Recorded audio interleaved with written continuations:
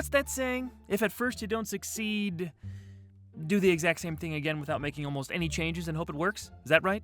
No? But what do you know? Now get out of the way. Cavender is coming. Perennial klutz Agnes Grepp is having a rather rough go of it on Earth. In turn, the 3rd Celestial Division in charge of Guardian Angel placement brings in slacker Harmon Cavender to help her. He's warned by his boss that this is his last chance to earn his wings, or he'll be demoted. 24 hours are on the clock for Cavender to substantially improve Grepp's life and make her happy. After being fired from an usherette job, the angel appears to Agnes and explains the situation. Initially ignoring his pitch, she's convinced by Cavender performing a few miracles. Eventually, he's able to spell out what he's hoping to help her with, making her independently wealthy without the need for employment. He magically places cash into her savings account and moves her into a mansion where she has a high social status. Agnes must then adjust to her new lot in life, as Cavender celebrates his perceived victory by drinking himself silly. Thus far, this is perhaps the most frustrating, painful episode I've had to sit through for the making of one of these videos. I've seen it before, but I had very little memory of it, and there was a lot of background information to research. I watched it all the way through 3 different times because there are 2 versions and a commentary track that is overloaded with information on the Blu-ray. Before we jump into the specifics of Cavender Is Coming, let's talk about how and why this was made in the first place. If this premise sounds familiar, it's because we've talked about it before. Season 1's Mr. Beavis is very nearly the exact same plot, and that was by design. The Beavis episode was a backdoor pilot for a series that Serling was trying to get off the ground at CBS. It failed. Badly. But the idea of an angel trying to help a human buffoon on Earth was just too appealing to let go of, since Cavender Is Coming was also a backdoor pilot for a potential comedy called Sight of the Angels. The episode was actually named that at first, but it had to be changed last minute since United Artists owned the title at the time. There's evidence of this late change on Rod's coming attraction at the end of the previous episode. Next week, Cavender Is Coming. It's hilariously obvious that they ADR'd the new title under Serling's mismatched lips. Rod was a big fan of Carol Burnett, and the two became friends after meeting in person. Burnett herself was a huge fan of the Twilight Zone and was hoping Rod could get her onto the show somehow. Cavender Is Coming is the result of Serling writing an installment to star the comedy legend. Why Rod thought it was a good idea to reuse the same concept from one of his worst scripts, I don't know, but he wanted to give it another shot, and it missed by about 6 miles. They got well-known funny man Jesse White on board as a more playfully inept angel than the one in Beavis, with the idea being he'd help a new person every week. If the series got picked up, it's possible Cavender would have been recast with rumored replacements at the time, including TZ veterans Martin Balsam, Keenan Wynn, Larry Blyden, Burgess Meredith, Art Carney, Buddy Epson, and even Mr. Beavis himself, Orson Bean.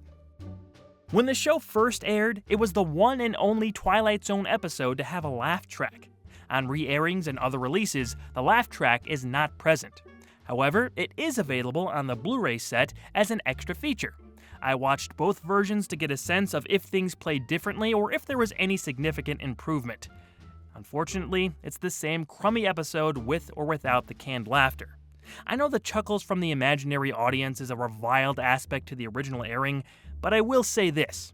There are a lot of awkward dead spots without it. Its absence almost makes getting through the runtime tougher. There seems to be considerable question about the damage you can do with just arms and legs, not to mention your mouth. There seems to be considerable question about the damage you can do with just arms and legs, not to mention your mouth. I'm probably in the minority on that. Make no mistake, there should have never been a Twilight Zone that even considered this choice. Unless it was some kind of commentary on sitcoms or the main character was trapped in one or something. It doesn't help the show's content, but with it in there, it's easier to pretend we're not watching our beloved series. Cavender Is Coming plays out like a total parody. This is beyond just a comedic-leaning story. At least if it was funny, we could all get something positive out of it, but there's not a single smirk-inducing moment to be found.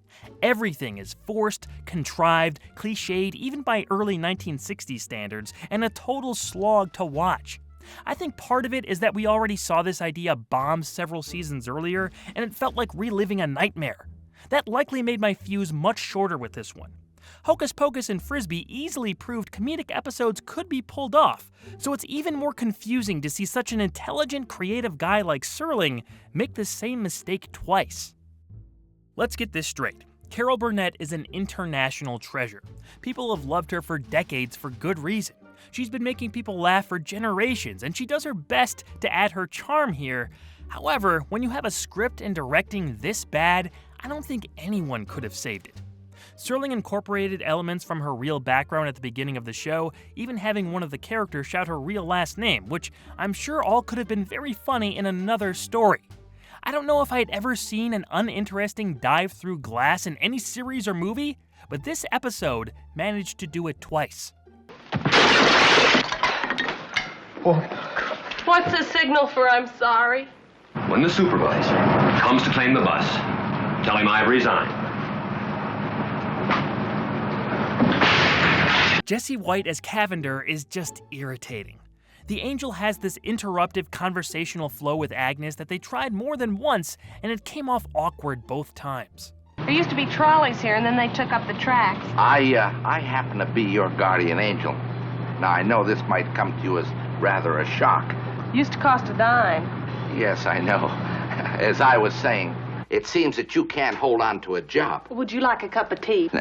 Now, the way we attack this employment Beer. problem is to fix it so that you're independently wealthy and don't even need employment. Wine. I have some sherry.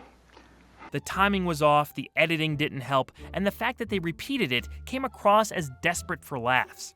White had a very long and successful career. It's unfortunate everything from the direction to his character worked against him in this episode. Back directing was Christian Nibby. He had helmed another dud, Showdown, with Rance McGrew earlier in the season. Nibby was 0 for 2 and wouldn't return to direct another installment. After this piece of junk, I could understand why. While not blameless himself by any means, Rod Serling shared his opinions of Nibby's directing along with his thoughts on the episode in general in a letter to Carol Burnett before it aired. Quote, "The show you did for us is not good, and it's not bad, which makes it lousy. With a combination of talents like yours and Jesse's, it should have been whoppingly exceptional. That it isn't points up to the fact that you were done wrong by all concerned. The script, I guess, is part of the trouble, but even more culpable is the direction. This was quite the most heavy-handed, ham-fisted, squarest direction I've ever cried through. God knows when it's scheduled for, and I hope you'll be out on a ferry boat someplace and you won't have to see it. I promise you that if given a second chance, ever, I will make it up to you." End quote. Credit to Martin Grams Jr., author of The Twilight Zone, Unlocking the Door to a Television Classic, for that passage.